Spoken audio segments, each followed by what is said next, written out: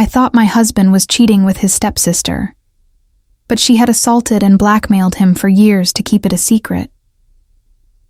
My mind is reeling, and I'm unsure of what to do. I suspect my husband, who is 24, and his stepsister, 23, are involved in a secret relationship. His parents divorced when he was 15, and his father remarried 2 years later. His stepmother has a daughter, whom we'll call Jess, who was 16 at the time of their marriage. They all lived together for about 18 months before he left for university, which is where we first met during our freshman year. In our second year, Jess enrolled at the same university. My husband introduced her to our circle of friends, and she quickly became integrated. They always seemed more like companions than relatives, given their parents married later in life, though they occasionally called each other bro and sis. Back then, I sometimes sensed she was flirting with him, but he never reciprocated, and I dismissed it as her personality, believing I was overthinking things because such a situation seemed impossible. Fast forward to the present. We all reside in our hometown and often interact. Jess is currently unattached and hasn't had a partner in several years. She and my husband remain very close. When we're all together, including their parents, if we're seated on the sofa, she'll often sit right beside him, sometimes even resting her head on his shoulder if he's showing her something on his phone. I've always found this peculiar but consistently brushed it off. While they aren't biologically related, it still felt overly unconventional and strange, so I never fully allowed myself to entertain these suspicions. However, over the last half year, things have grown increasingly odd.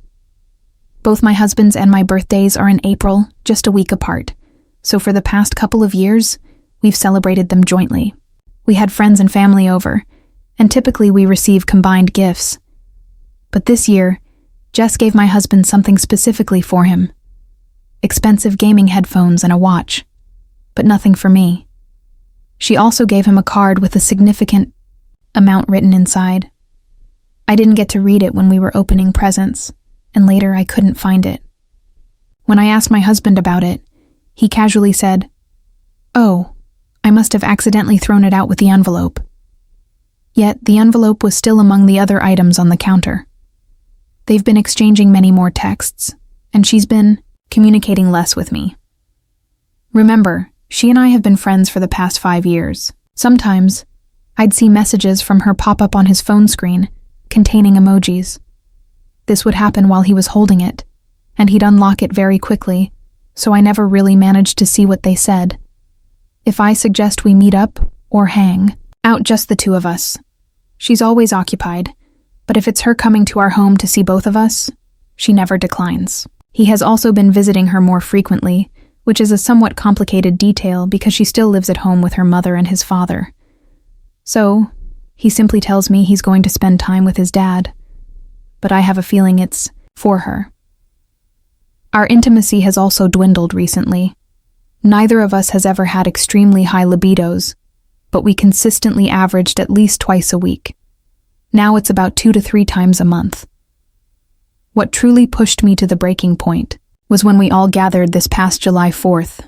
We were at his father's house for a large cookout and pool party. While in the pool, she kept clinging to him from behind. Imagine him giving her a piggyback ride in the water, splashing him, being overly playful, and so on. I kept thinking in my head that I was being irrational, that maybe after all these years, they truly had a sibling-like dynamic and she was just messing around. But I also caught her staring at me when my husband and I were being close, and she appeared furious. Now, for the absolute worst of it. We finished in the pool and went inside to change. I was with my husband in his room, and right in the middle of us changing, she walked in without knocking, casually asking if she could borrow my hairbrush. My husband had no clothes on. I was mortified and said something like, "You need to knock first." She seemed unfazed and lazily covered her eyes, remarking, "Oh, whatever, he's basically like my brother." My husband seemed a little embarrassed, but not as much as you'd expect. She left as if it were nothing. Since then, she has barely spoken to me at all, and I am absolutely spiraling at this thought. Am I being irrational? I haven't said anything to him yet, because I'm so afraid of being wrong, and then accusing him of sleeping with his stepsister. I need others to tell me if they agree with what I've been observing or not.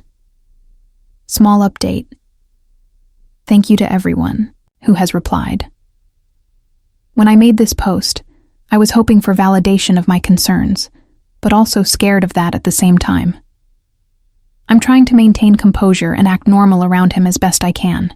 Tomorrow, he's supposedly going to his dad's, so I plan to show up there and see what's happening. Update. Hello everyone. I apologize for the long silence since my original post. To say our family has completely fallen apart since then would be an understatement. So much has occurred that I never anticipated or was ready for, so I apologize for seemingly disappearing. Just a heads up, I'll be referencing text messages quite a bit, and I'll be paraphrasing. Picking up from my last update, I did go to his dad's house that weekend. My husband said he was going to visit him. When I arrived, only my husband's car was in the driveway. I wasn't sure what to do, whether I should try calling his dad, calling my husband, or what. I decided to just go inside because I didn't want to play games. I walked in and heard his and Jess's voices coming from the kitchen, and it sounded like they were shouting. Even now, I couldn't tell you what they were saying. I was so full of adrenaline as I approached them. It was like I was watching them on mute or something, not actually hearing what was happening. He spotted me and looked like a deer in headlights, and all I could manage to say was, "What's going on?" I stared at them for a few seconds, and then my fight or flight response kicked in. I'm very non-confrontational, so my instinct was to turn around and run. He chased after me and pulled me into a guest room to talk. Again, I asked what was happening, that he'd been acting so strangely, and so had Jess, and directly asked if he was betraying me. He seemed shocked by the question, but then, out of nowhere, started crying uncontrollably. I've never seen my husband cry before. He said that no, he wasn't cheating, but had something to tell me, but couldn't do it there and needed to leave, or for us to go back to our house. At first, I resisted and said no. I needed to know right then and there, but he was still having a breakdown, begging me, so I agreed. We left his car there and drove home together in mine, but I sat in silence the whole ride as he cried and tried to compose himself. When we arrived home, we sat in the living room, and I once again asked him what in the world was going on. My patience had worn thin. Then, his story poured out. He told me that in college, during our junior year, which was Jess's sophomore year, after he and several friends had gone to a party. We were dating by this time, but I wasn't there that night. I'd come home for the weekend to be with family who were in town. He got really drunk. Our male friends sort of abandoned him to go hook up, so Jess offered for him to stay on her couch for the night. Our school had on-campus apartments, and she had a single since she was an RA. He said he woke up at some point after that with his pants down and her on top of him, having sex. He told me at the time he felt disoriented and didn't really understand what was happening, and that's all he remembers, waking up and feeling it and seeing her. He then woke up again a couple of hours later, and she was asleep in her own bed, so he left and went back to his own dorm. He never told anyone. It took him a long time to even fully grasp what had occurred, and he felt like he couldn't tell anyone because, first, he felt ashamed and embarrassed. Second, he didn't think anyone would believe him. Third, he didn't want to be known as the guy who slept with his stepsister. Fourth, he was afraid of losing me. And fifth, he was worried about his dad, and if he found out that it could impact or ruin his new marriage, and that his dad is so content with his stepmother. He told me he essentially just acted like nothing happened, even around Jess, when we all hung out together. He said he and she never spoke about it, or said anything until a couple of years later, when he and I got engaged after graduation. She sent him a text essentially saying she loved him and thought about that night all the time, and asking why their parents had to meet and marry. They could be together otherwise, and so on. Essentially, she is obsessed with him. Shamefully, I will admit when he first told me all of this, I wasn't sure what to think or believe until I saw their text messages. I questioned him, saying, if this was the case, why are they always talking? Why wouldn't he distance himself now that we're married and out of school? He told me it started up again with her about 6 months ago, like I mentioned in my original post, when he and I told our families that we decided we wanted to try for a baby. He had a screenshot of the text she sent him the next day, ranting about how he shouldn't do this, that marriages aren't permanent until a baby enters the picture. There's still a chance for them to be honest with their family, and for him to leave me, that she still loves him after all this time, etc. He replied saying he loved me and wanted to start a family with me, and that he didn't love her in that way, and he never wanted her to bring this up to him ever again. That's when her demeanor changed, and she said if he didn't love her, why did he have sex with her, and what would their family think? Essentially, blackmailing him. I read through as many of their texts as I could manage, and it was always her saying things like she was thinking about him. She wanted to see him. She'd even send texts while we were all together telling him he looked good in that outfit. Sometimes he wouldn't reply, and other times he'd be trying to have a normal conversation or steer it in a different direction, and sometimes just telling her to stop it. The days he's told me he's going to hang out with his dad, it's her begging him to go over there so she can see him, or she will tell her mom everything, so he'd agree to go. But he swears nothing has ever happened, that one of their parents would be there a majority of the time, and it would just be all of them on the patio or in the living room. That day, he went there to tell her he was sick of it and couldn't do it anymore. She could tell people whatever she wants, but he was done, and that's why they were yelling.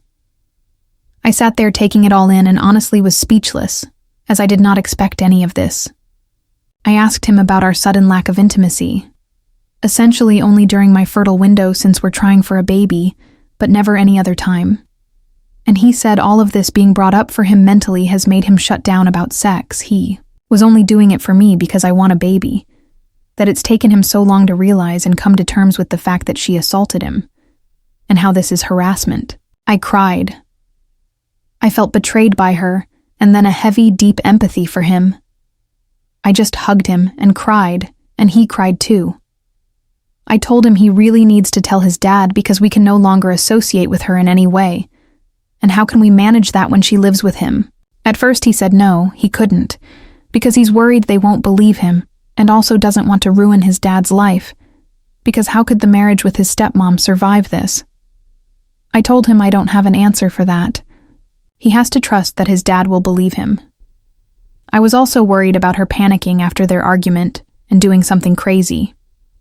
He agreed to tell his dad and said he wanted to do it alone the following weekend. He met up with his dad and told him everything, showed the text to him, etc. His dad believed him and, like me, was caught off guard and speechless. This led to him telling his wife and saying he was kicking Jess out. However, his wife did not believe it. She claims my husband must have edited the text somehow. Actual texts in the message app that you can scroll through, and it's Jess's number attached to the contact.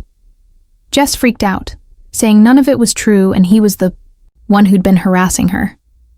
That's when my husband threatened to take it all to the police for an order of protection against her if she did not tell the truth, and she finally admitted to everything in an insane meltdown. His stepmom is horrified. His dad doesn't know if he can move past her not believing my husband and accusing him. We are currently in this strange, uncertain phase, with the whole family on edge. Jess is still living there. His dad has demanded she leave and has given her 2 weeks instead of kicking her out immediately, in an attempt to try and salvage the situation with his wife. My husband and I are having many discussions, trying to regroup. We've put trying for a baby on hold as he seeks therapy for this. He is still considering going to the police for the harassment. My heart is broken for him. and also trying to accept the truth that Jess, whom I've known for years, would do something like this. I was prepared to uncover an affair, but never this. I'm not sure if there will be any further updates after. This perhaps if my husband decides to pursue legal action. I want to say thanks to everyone who encouraged me to investigate my suspicions. Otherwise, this could have escalated even further. I prefer not to think of what could have happened. Next,